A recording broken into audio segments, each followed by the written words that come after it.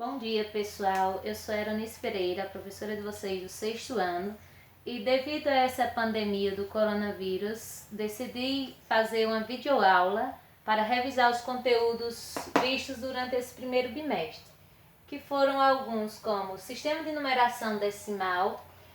Vimos o sistema de numeração decimal egípcios, romanos e indo-arábicos. Então, vou estar revisando com vocês este conteúdo e passando uma atividade no livro para que vocês possam acompanhar. O primeiro sistema de numeração que a gente viu estudando nos livros foi os egípcios, em que eles criaram 7 figuras, 7 desenhos, né? Por que os egípcios primeiro? Pronto.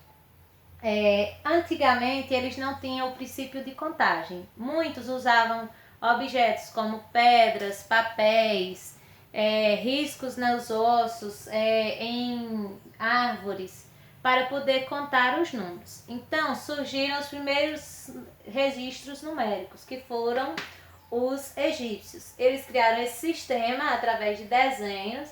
Disseram que cada número seria representado através de um desenho. Por exemplo, o número 1 era representado por essa letrinha aqui, esse desenho que era uma haste. O 10 era um osso, o 100 uma corda enrolada.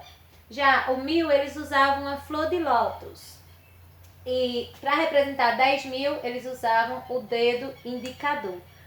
Já os 100.000 usavam girinos ou aves. Decidi desenhar o girino porque eu não sei desenhar os outros desenhos. E 1.000.000 representava o homem, tá? Aqui o homem bem bonito, certo?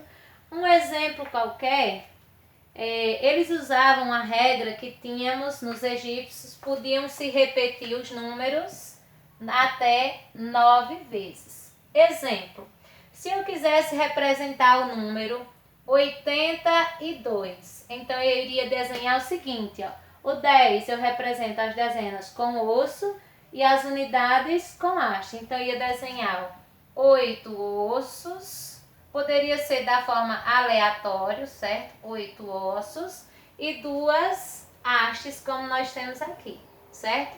E assim vocês vão estar acompanhando aí no livro de vocês também.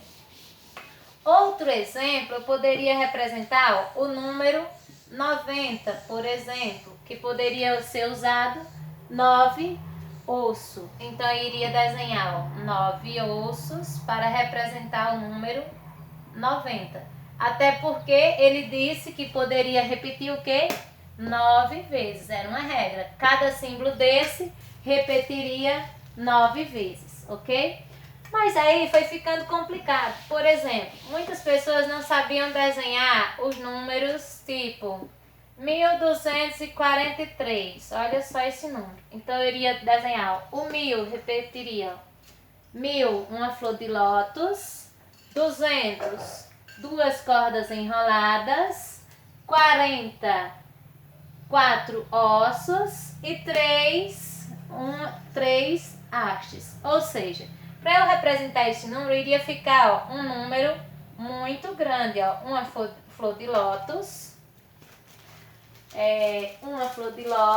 duas cordas enroladas, certo? Duas cordas enroladas, 4 ossos e 3 hastes. Então ficaria um número muito extenso. Daria para representar? Sim. Então surgiu aí a necessidade agora de representação numérica com outros números. Aí a gente estava estudando o que? Vieram os números romanos. Nos romanos, eles criaram aqui também 7 representações numéricas para representar qualquer número que existisse, menos, exceto o número 0. Para os romanos, eles diziam que não tinha muita importância o número 0. Daí criaram o 1, o 5, o 10, o 50, o C, que era o 100, o D, 500, M, 1000 e o M com tracinho em cima, 1.000.000.